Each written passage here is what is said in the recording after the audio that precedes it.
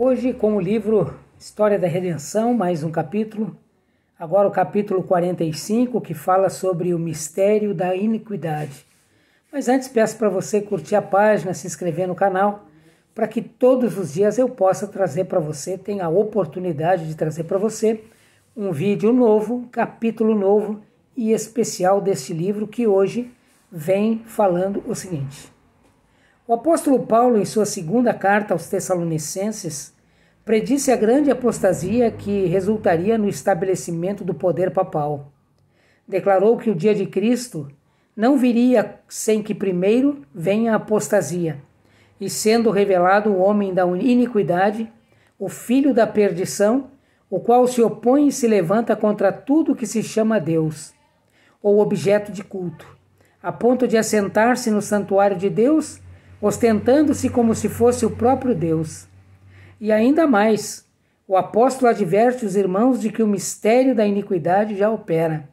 Segundo Tessalonicenses 2, verso 3, 4, 7. Mesmo naqueles primeiros tempos, viu ele, insinuando-se na igreja, erros que preparariam o caminho para o desenvolvimento do papado.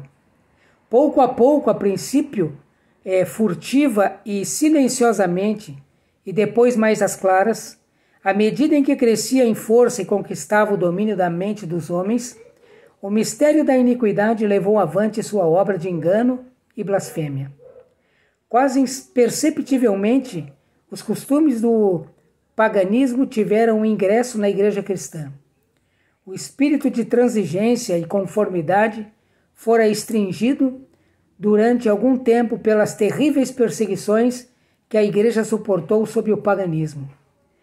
Mas, em cessando a perseguição e entrando o cristianismo nas cortes e palácios dos reis, pôs ela de lado a humilde simplicidade de Cristo e seus apóstolos, em troca da pompa e do orgulho dos sacerdotes e governadores pagãos.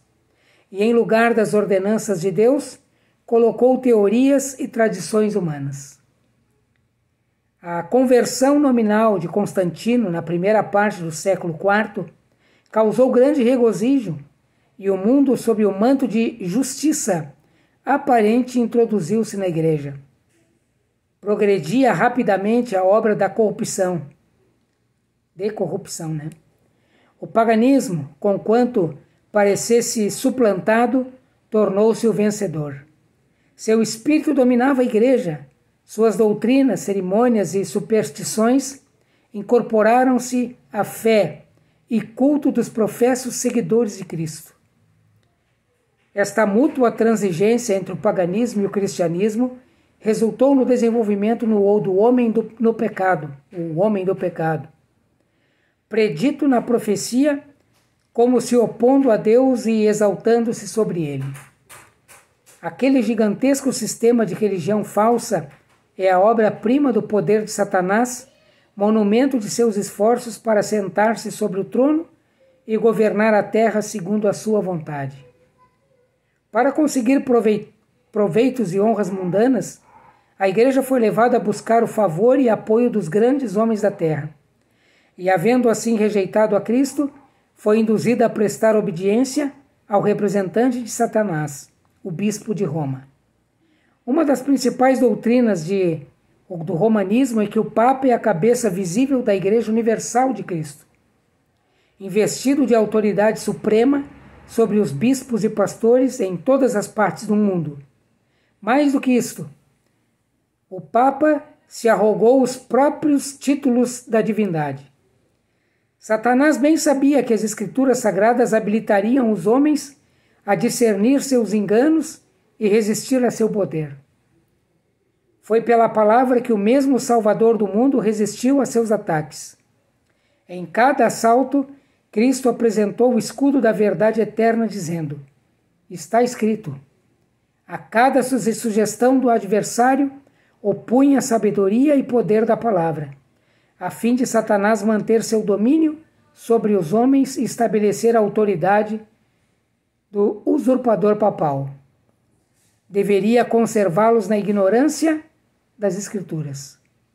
A Bíblia exaltaria a Deus e colocaria o homem finito em suas verdadeiras posição. Portanto, suas sagradas verdades deveriam ser ocultadas e suprimidas. Esta lógica foi adotada pela Igreja de Roma. Durante os séculos, a circulação da Escritura foi proibida. Ao povo foi vedado vê-la ou tê-la em casa, e sacerdotes e prelados, sem escrúpulos, interpretavam-lhe os ensinos de modo a favorecerem suas pretensões. Assim, o chefe da igreja veio a ser quase universalmente conhecido como vigário de Deus na terra, dotado de autoridade suprema sobre a igreja e o Estado. E foi então com essa autoridade que o papado, o ministério da iniquidade, mudou os tempos e a lei. Foi exatamente aí que houve a mudança do sábado para o domingo. Foi aí que os mandamentos de Deus começaram a ser modificados e pregados de outra maneira. E muitas coisas que Jesus nesta terra pregou da forma correta e apresentou corretamente foram totalmente deturpados pelo próprio homem, que hoje ainda, nos seus templos, prega e continua pregando a inverdade. Mas Jesus vai voltar e o ministério vai ser refeito. A verdade vai ser novamente pregada, pode ter certeza. Vai ser novamente pregada. E ela continua. Por uma minoria, por poucas pessoas, mas ela continua sendo pregada. A verdade não deixou de ser pregada. Ela foi amassada, tentaram amassá-la muitas vezes, mas ela sempre sobreviveu e vai sobreviver. E que esta verdade toque no teu coração.